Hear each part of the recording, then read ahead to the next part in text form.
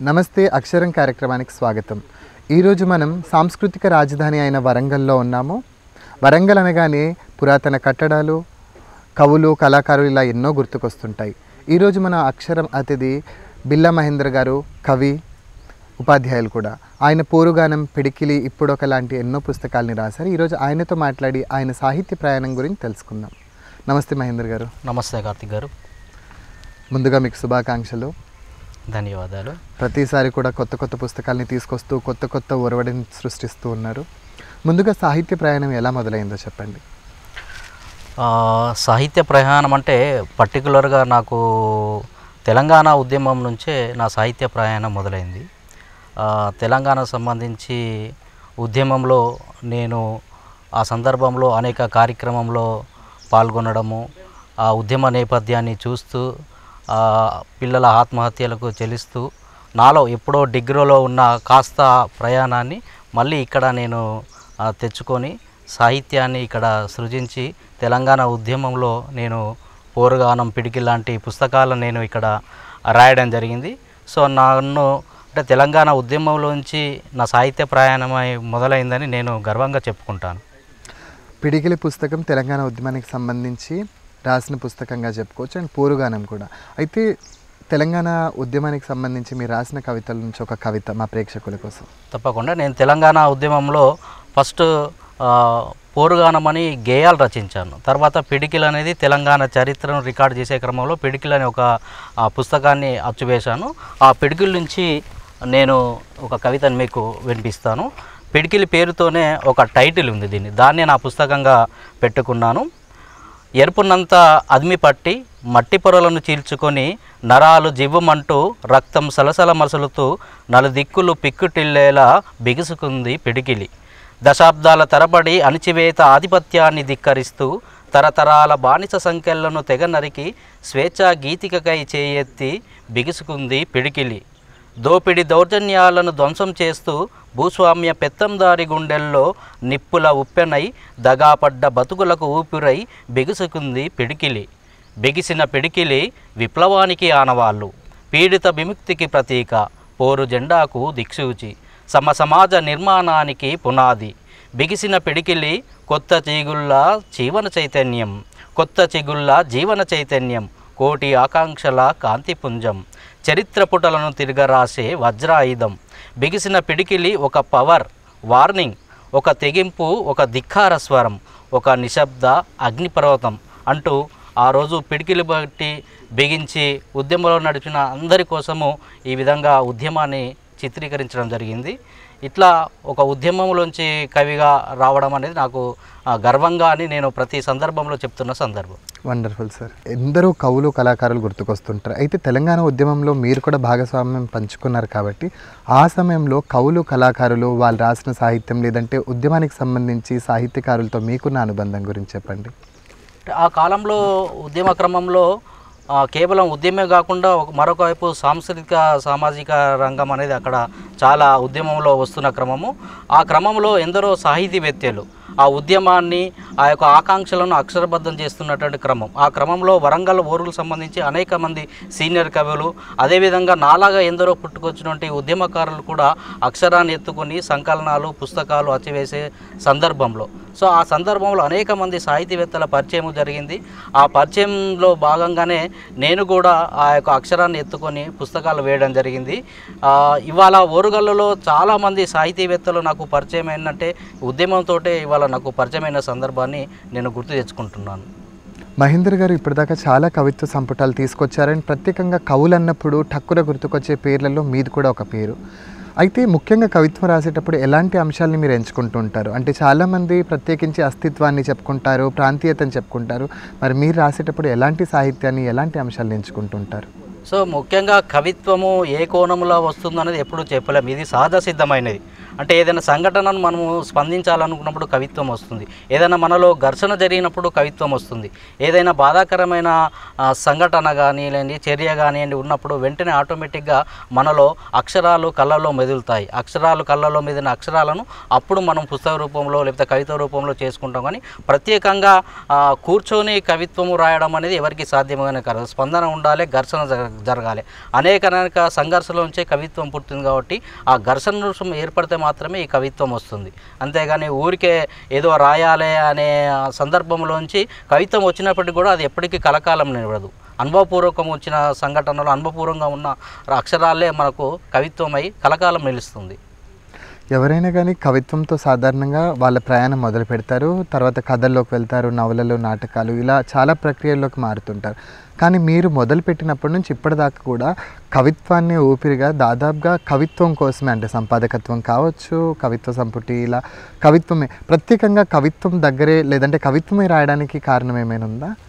దీనికి ముందుగాల అంటే నేను నా ప్రస్థానము మొదట తెలంగాణ ఉద్యమంలో వాస్తవానికి గేయాలతోటి స్టార్ట్ అయ్యింది. అంటే గేయాలతోటి ప్రారంభించాను.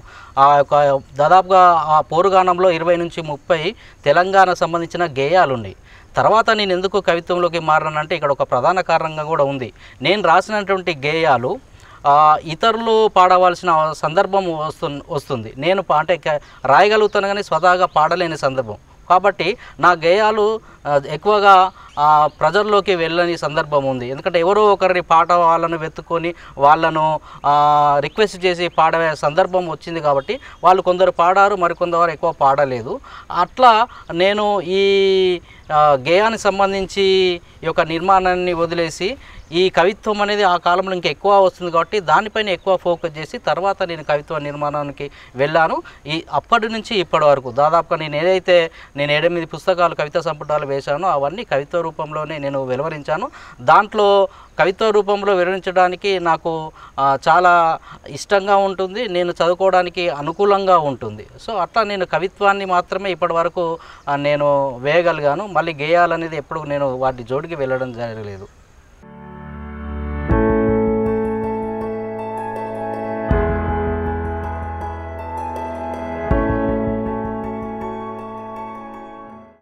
ఒక రకంగా గేయ రచయితగా మొదలై కవిగా మీరు ఇప్పుడు స్థిరపడ్డారు. అయితే ఇప్పుడు దాకా పుస్తకాలు ఏవైతే తీసుకొచ్చారో వాటికి ముఖ్యంగా ప్రత్యేకంగా సందర్భాలు ఉండి ఉంటాయి ఖచ్చితంగా. ఆ సందర్భాలు ప్లస్ ఆ పుస్తకాలకు సంబంధించిన అంశాల గురించి చెప్తే బాగుంటుంది. ఓకే అండి, ఇప్పటివరకు నేను నా యొక్క స్వంత రచనలో 6 పుస్తకాలు అచ్చివేశాను. తర్వాత 4 సంపుటాలను నా సంకలనంలో తెచ్చాను. దీంట్లో ముఖ్యంగా తెలంగాణకి సంబంధించి 2 పుస్తకాలు, ఇందాక చెప్పినట్టుగా పిడికిలి, పోరుగానం. ఇది తెలంగాణకు సంబంధించి చరిత్రను రికార్డ్ చేసే క్రమంలో, ఉద్యమాన్ని ఉవ్వెత్తిగా ఎగజేసే క్రమంలో, ఆ యొక్క తెలంగాణకి ఎటువంటి నష్టం జరుగుతుందనే క్రమంలో ఆ 2 రికార్డులను చరిత్రపరంగా తెలంగాణ ఉద్యమంలో రికార్డు చేయడం జరిగింది.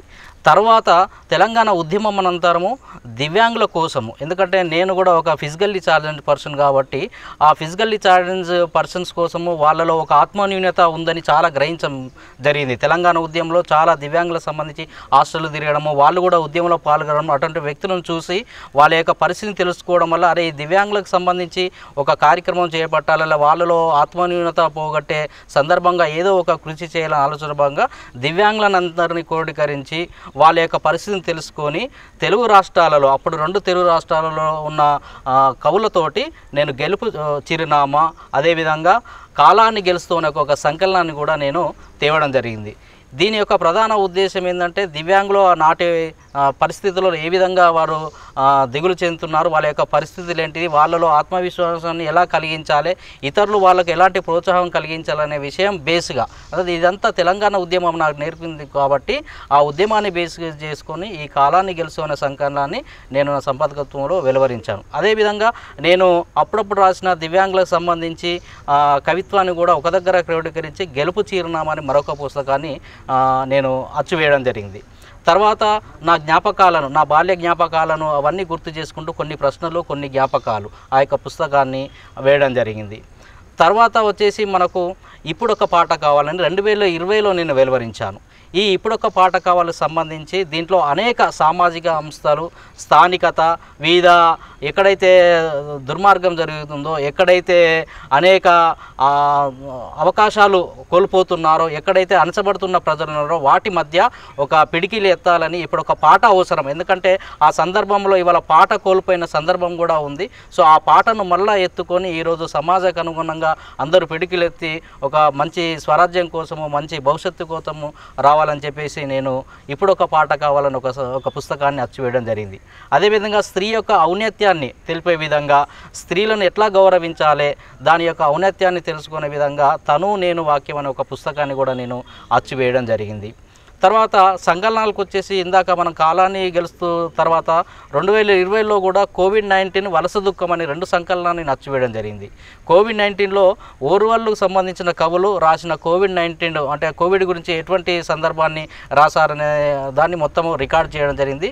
నెక్స్ట్ వలస దుఃఖం కూడా అదే సమయంలో తీసుకురావడం జరిగింది. అంటే ఆ ఒక దశలో వలస కార్మికులు వాళ్ళ పొట్ట చేతపరుచుకొని వచ్చిన వలస కార్మికులు ఎటువంటి దుర్భర పరిస్థితులకు గురయ్యారు, మరి ఇవాళ దేశము వాళ్ళని ఎటు బొమ్మంటుంది. సో మరి ఇవాళ మన అభివృద్ధి చెందున్నామంటే దాని వెనుక ముఖ్యంగా ఉన్నది వలస కార్మికులే. సో అటువంటి వలస కార్మికులు ఇవాళ వాళ్ళ యొక్క దీనస్థితి ఏ విధంగా ఉందని చెప్పేసి ఆ తెలుగు రాష్ట్రాల్లో రాసిన కవిత్వం అంతా సేకరించి వలస దుఃఖం అనే పేరుతోటి ఒక కవిత్వ సంకలనం చేయడం జరిగింది. అదేవిధంగా ఇటీవల 2022లో బిల్కిస్ బానో అనే ఒక కవిత సంకలనం కూడా నా యొక్క సంపాదకత్వంలో జరిగింది. బిల్కిస్ బానో చరిత్ర కూడా అంటే చాలా ఎట్లా ఒక రాజకీయంగా తనను అన్యాయంగా తనను ఎవరైతే శిక్షకు విధించబడ్డారో వాళ్ళు విడుదలై తర్వాత వాళ్ళు చేసిన తప్పును వాళ్ళు గ్రహించక వాళ్లకు సన్మానాలు స్వీట్లు పంచి చేసుకోవడం అనేది నాకు బాగా కలిచివేసింది. ఒకరు తప్పు చేసి జైలుకి వెళ్తే వాళ్ళు విడుదలైన సందర్భంలో ఆ తప్పు చేసిన వాళ్ళు మౌనంగా ఉండక వాళ్ళను ఒక హీరోలాగా చిత్రీకరించడం అనేది నన్ను చాలా కలిచివేసింది. సో ఆ కలిచివేతను దృష్టిలో ఉంచుకొని ఆ బిల్కిస్ బానో ఆమె పేరు మీదనే ఒక సంకలనాన్ని వేయడం జరిగింది. ఇట్లా మొత్తము నా సంపాదకత్వంలో నా వ్యక్తిగతంగా దాదాపుగా 10 పుస్తకాలు ఈ యొక్క నా పేరు మీద అచ్చు వేయడం జరిగింది. మహేందర్ గారు, ముఖ్యంగా ఇప్పుడు మీరు మాట్లాడుతూ చెప్పినప్పుడు ఫిజికల్లీ హ్యాండిక్యాప్డ్ అన్న విషయాన్ని మెన్షన్ చేశారు. సో సాహిత్యంలో దాదాపుగా ఇప్పుడు చూసుకున్నట్లయితే అందరూ కూడా దీన్ని రాయలేరు అండ్ అందరు చేయలేరు అన్న పనులు కూడా ఒక వ్యక్తిగా మీతో పాటు ఉన్నటువంటి చాలామందికి పనులు చేస్తున్నారు. సో ఈ క్రమంలో ఎట్లాంటి ఛాలెంజెస్ సాధారణంగా ఒక వ్యక్తి ఫిజికల్లీ హ్యాండిక్యాప్డ్ కావచ్చు, మెంటల్లీ కావచ్చు, వీళ్ళు సాహిత్యంలో కానీ నార్మల్గా సొసైటీలో వీళ్ళని ఎలా చిత్రీకరించారు? అంటే మామూలుగా ఇప్పుడు మనము దివ్యాంగులు అంటున్నాం, కానీ నేను దివ్యాంగులను సాహిత్య క్రమంలో చెప్పే క్రమంలో నేను వీళ్ళను ప్రత్యేక ప్రతిభావంతులు అనే చెప్పడం జరిగింది. నేను పుస్తకం వేస్తున్న క్రమంలో కూడా ప్రత్యేక ప్రతిభావంతులపై కవిత్వం ఉన్నాం. సో వీళ్ళు దివ్యాంగులు ఇట్లా కాదు, ఎన్ని పేర్లు మార్చినా కూడా వాళ్ళ పరిస్థితులు అనేది మారడం జరుగుతుంది. వీళ్ళు ఏదో ఒక అవయవం కోల్పోయినప్పటికీ కూడా వాళ్ళలో ఒక స్పెషల్లీ టాలెంట్ ఉంటుంది. ఆ స్పెషల్లీ టాలెంట్ తోటి వాళ్ళ యొక్క వైకల్యాన్ని జయిస్తారు. సో ఈరోజు సమాజంలో దివ్యాంగులు అనగానే ఒక చిన్న చూపు చూడడం జరుగుతుంది. సో ఆ చిన్న చూపు పట్ల మనము జాగ్రత్తగా ఉండాలి. అదేవిధంగా దివ్యాంగుల పట్ల ప్రభుత్వాలు ఎన్ని చట్టాలు చేసినా ఇప్పటికి కూడా అవి అందుబాటులో లేవు, వాటిపైన అవగాహన లేదు. ఫర్ ఎగ్జాంపుల్ మనం చూసుకుంటే 2016 దివ్యాంగుల హక్కుల చట్టం అని కేంద్ర ప్రభుత్వం తెచ్చింది. సో ఆ 2016 దివ్యాంగుల హక్కుల చట్టం పైన ఎవరికి కూడా ఏ డిపార్ట్మెంట్కి కూడా ఏ రాష్ట్రానికి సంబంధించి ఏ డిపార్ట్మెంట్ అవగాహన లేదు. అవగాహన లేకపోవడం వల్ల దివ్యాంగులు వారి హక్కుల్ని కోల్పోతున్నారు. సో దాదాపుగా ఈ సమస్యలన్నింటినీ కూడా మీరు సాహిత్యంలో ఎప్పటికప్పుడు మాట్లాడుతున్నారు అండ్ చాలామందితో రాయిస్తున్నారు. వీటికి సంబంధించి రాతపూర్వకంగా కూడా మీరు చాలామందికి సబ్మిట్ చేయడం చేస్తున్నారు. అయితే ఇప్పుడు పిడికిలికి సంబంధించి ముఖ్యంగా నేను మళ్ళీ అక్కడికే వస్తున్నాను. ఈ పిడికిలి అనే ఈ పుస్తకం ఏదైతే ఉందో ప్రత్యేకమైన పుస్తకం. ఈ పుస్తకంలో నుంచి ముఖ్యంగా మనం ఏదైతే ఇప్పుడు కవిత్వం చదువుకున్నామో ఈ రకంగానే ఇప్పుడు ఒక పాట కావాలి కూడా ప్రత్యేకమైన పుస్తకం. ఈ పుస్తకంలో రాస్తున్నప్పుడు మీ మానసిక సంఘర్షణ, ఎందుకంటే అంశాలను తీసుకుంటున్నప్పుడు ప్రత్యేకమైన ఒక దూరదృష్టి ఉంటుంది. సో ఇప్పుడు ఒక పాట కావాలో మీరు రాస్తున్నప్పుడు ఎట్లాంటి అంశాలని మీరు ముఖ్యంగా ఎంచుకున్నారు? దీంట్లో ఎక్కువగా సామాజిక అంశాలని, అదేవిధంగా ఏదైతే రాజ్యము ఈ కవులపైన కళాకారులపైన ద్వంద్వ వైఖరి ప్రకటిస్తుందో అటువంటి అంశాలపైన, అదేవిధంగా స్థానిక అంశాలపైన ఎట్లయితే మన భాషను కోల్పోయినామో ఆ అంశాలపైన ఇప్పుడొక పాఠకాల్లో ఎక్కువగా నేను ఫోకస్ చేయడం జరిగింది. అదేవిధంగా సమాజంలో జరుగుతున్న దురాచారాలు, మూఢనమ్మకాలు, దౌర్జన్యాలు, అదేవిధంగా గ్లోబలైజేషన్లో ఎట్లయితే మనల్ని అడవుల్ని కోల్పోతున్నామో, ఎట్లయితే అక్కడ విధ్వంసకర పరిస్థితులు ఉన్నాయో వాటన్నిటి మీద నేను ఈ కవిత్వాన్ని ఎక్కువగా ఫోకస్ చేసి ఈ పుస్తకంలో నేను అచ్చువేయడం జరిగింది.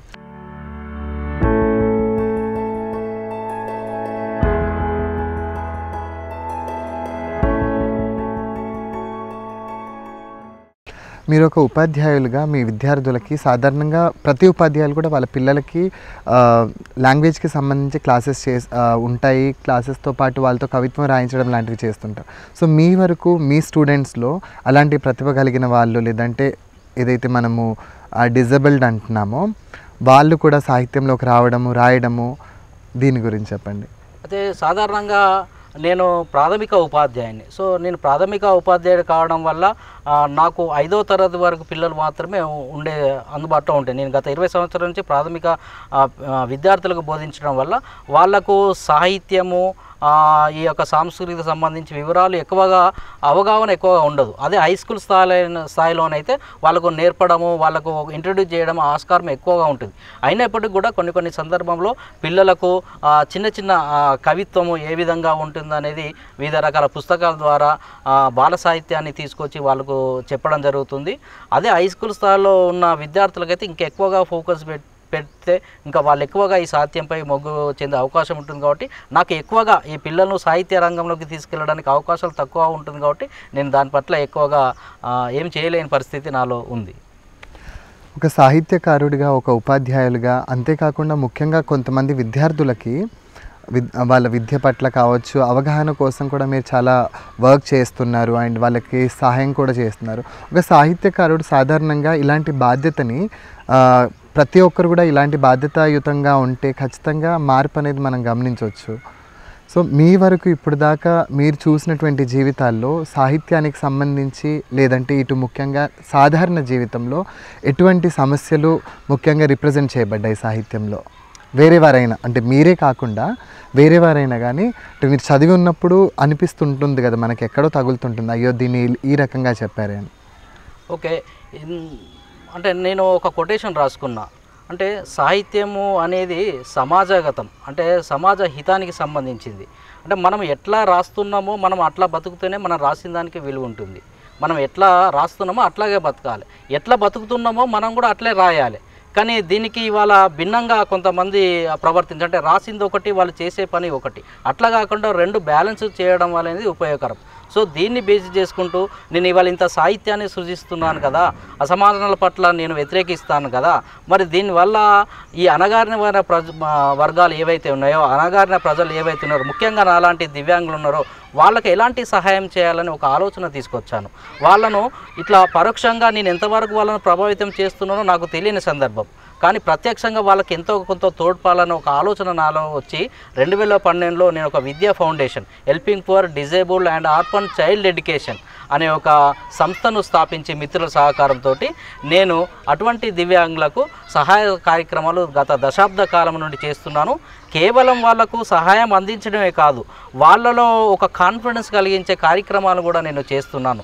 తద్వారా వాళ్ళ యొక్క జీవన స్థాయిని పెంపొందించుకొని వాళ్ళు ఉపాధి కోసము వెళ్ళే పరిస్థితి ఉంటుంది. కాబట్టి ఎప్పుడైనా కూడా మనము సహాయం చేసి వెళ్ళడమే కాదు, సహాయంతో పాటు వాళ్లకు ఆధారభూతమైన ఒక జీవనోపాధి కల్పించే విధంగా కూడా చేయాలనే ఆలోచన ఉంది. ఆ క్రమంలో నేను ముందుకు సాగుతున్నాను. ఇది నాకు సాహిత్యమే నేర్పించింది. అందుకనే నన్ను నేను ఎడిట్ చేసే క్రమంలోనే నా సాహిత్యం అని చెప్పుకుంటున్నాను. ఇవాళ నాలో సాహిత్యము ఉంది, నేను కవిత్వం రాస్తున్నంటే ఇవాళ ఆ సాహిత్యం నుంచే నేను మంచి విలువలను నేను పెంపొందించుకున్నాను. అందుకని సాహిత్యానికి నేను ఎప్పుడు రుణపడి ఉంటానని చెప్తున్నాను. మహేందర్ గారు, ఇప్పుడు సాధారణంగా సొంత సాహిత్యం రాయడం ఒక ఎత్తు, సంపాదకత్వం ఇంకో ఎత్తు. సొంత సాహిత్యం ఎంత ఫ్రీగా అయినా రాసుకోవచ్చు, కానీ సంపాదకత్వం మాత్రం చాలా టఫెస్ట్ జాబ్. అయితే మీరు ముఖ్యంగా బిల్కిస్ బాను పుస్తకాన్ని తీసుకొచ్చినప్పుడు అప్పటికి పరిస్థితులు దేశంలో చాలా చిన్నభిన్నం అవుతూ ఎన్నో వార్తలు వింటూ ఉన్నాం. అయితే ఇక్కడ మళ్ళీ చూసుకున్నట్లయితే సాధారణంగా డిసబిలిటీగా ఉన్నటువంటి మీరు అండ్ ఇంకొకరు పురుషులు కదా, సో ఇక్కడ జెండర్ పాలిటిక్స్ కూడా, ఒక పురుషులై ఉండి మీరు స్త్రీల గురించి అసలు ఒక పుస్తకాన్ని ఎలా తీసుకొస్తారన్న వాదన కూడా వినిపించుండొచ్చు. సో ఈ క్రమంలో ఈ ఆలోచన ఎప్పుడు వచ్చింది, అసలు ఈ పుస్తకపు సంఘర్షణ, ఈ బుక్ను తీసుకురావడానికి మీరు పడ్డ శ్రమ గురించి? నిజానికి మీరు అన్నట్టుగా జెండర్ తోటి ఎటువంటి ప్రాబ్లము ఉండదు. అంటే సాహిత్యానికి జెండర్కు ఎటువంటి వేరియేషన్ అనేది ఉండదు. ఎప్పుడైతే అసమానతలు జరుగుతున్నాయో ఈ సమాజంలో, ఆ అసమానత పట్ల చాలామంది కవులు ఆటోమేటిక్గా స్పందిస్తారు. ఆ స్పందించిన అంశాలు ఎంతవరకు ఉపయోగకరంగా ఉన్నాయి అనేది నేను ఆలోచిస్తాను. సో నేను బిల్కిస్ బాను పుస్తకం తీసుకొచ్చే క్రమంలో ఆ టైంలో ఆ బిల్కిస్ బానును అత్యాచారం చేసిన 11 మంది దాని తీవ్రవాదులు అంటారా లేకపోతే అమానీయులు అంటారో, మొత్తానికైతే వాళ్ళు జైలు నుంచి విడుదలైన సందర్భం. ఆ విడుదలైన సందర్భంలో అటువంటి ఆ యొక్క ఖైదీలను వాళ్ళకు సంబంధించి కొంతమంది బంధువులు ఫ్రెండ్స్లను వాళ్ళు ఏదో ఘనకార్యం చేసి బయటికి వచ్చినట్లుగా వాళ్ళను సాల్వాతోటి కప్పి సన్మానం చేసి ఊరేగించడం జరిగింది. ఇటువంటి సందర్భంలో సహజంగా నాతో పాటు చాలామంది కవులు ఇది చాలా అన్యాయము, ఇట్లా ఒక మహిళను చాలా అత్యాచారం చేసి వాళ్ళ యొక్క కుటుంబాన్ని సర్వనాశనం చేసిన వ్యక్తులు ఇవాళ జైల్లో శిక్ష పడి వచ్చి వాళ్ళకు క్షమాభిక్ష ఇవాళ కేంద్ర ప్రభుత్వం పెట్టింది. దాన్ని వ్యతిరేకించినప్పటికీ కూడా వాళ్ళు జైలు నుంచి విడుదలైన సందర్భము, ఆ సందర్భంలో వీళ్ళు టబాకాసులు కాల్చుకొని స్వీట్ తిని ఈ విధంగా ఊరేగించడం వల్ల అప్పుడు ఒక సమావేశంలో బిల్కిస్ బాను ఉంటుంది, ఇది నన్ను చాలా కనిసివేసింది, ఇంతకైనా అంటే ఇటువంటి దుర్మార్గము ఇక ఎక్కడ ఉంటుందని చాలా కన్నీళ్లు పెట్టుకున్న సందర్భం. సో ఇట్లా అనేక మంది కవులు ఈమె మాటలను చూసుకొని వారిపైన కవిత్వాన్ని రాసి చాలామంది వివిధ సామాజిక మాధ్యమంలో పోస్ట్ చేయడం జరిగింది. ఇటువంటి సంఘీభావంగా వచ్చిన కవిత్వాన్ని అంతా నేను ఆటోమేటిక్గా ఎప్పటికప్పటికి వాళ్ళ యొక్క రిక్వెస్ట్ తోటి సేకరించుకొని, ఇది చాలా అమానీయమైన సంఘటన, ఇటువంటి వాట్ల ఖండన అవసరము, కవులుగా ఇది ఖండించిన సందర్భం చాలా బాగుందని చెప్పేసి నేను అటువంటి వ్యతిరేకను ఏదైతే ఈ యొక్క అత్యాచరించిన వ్యక్తులు ఉన్నారో ఆ వ్యక్తుల పట్ల ఎవరైతే చేస్తున్నారో ఆ సందర్భాన్ని వ్యతిరేకిస్తూ, అది మతమా కులమా ఏ మతంలో జరిగినా కూడా అది అన్యాయం అనేదే. మతం అనేది మనకు మంచి చెడును తెలుపుతుంది, కానీ ఈ మతానికి ప్రత్యేకంగా ఇది చేయాలి, ఆ మతానికి ప్రత్యేకంగా అది చేయాలని ఏది ఉండదు. ఆ మంచి చెడులు మాత్రమే మతము చూడాలి, కానీ ఒక మతము ఇది చెడు చేయవని ఎప్పుడు చెప్పదు. కానీ ఏ మతంలో ఉన్నా కూడా అది జెండర్తో సంబంధం లేకుండా కూడా ఇక్కడ ఒక అన్యాయం జరిగింది కాబట్టి దాన్ని ప్రజలందరికీ తెలియాలి, సంఘీభావంగా ఉండాలని చెప్పేసి ఆ కవితలను సేకరించి ఆ రోజు నేను ఈ బిల్కిస్ బాను పేరుతోనే ఈ కవిత్వ సంపుటిని వేయడం జరిగింది. కవిగా అది నా ధర్మంగా నేను వేసిన సందర్భంగా నేను చెప్పుకుంటాను. Thank you so much Mahender గారు, చాలా విషయాల్ని మాతో పంచుకున్నారు. మీరు ఇలాగే మరెన్నో పుస్తకాలని రాయాలని కోరుకుంటున్నాము. విన్నారు కదండి, ఈరోజు మన అక్షరం అతిథి బిల్లా మహేందర్ గారితో మాట్లాడి ఆయన సాహిత్యం గురించి మాట్లాడాము. ఆయన నుంచి చాలా విషయాలను తెలుసుకున్నాము. తెలంగాణ ఉద్యమం గురించి కూడా, తెలంగాణ ఉద్యమాన్ని కూడా గుర్తుకు చేసుకున్నాము. ఇదే కార్యక్రమంలో మరో అతిథితో కలుద్దాం. అంతవరకు సెలవు.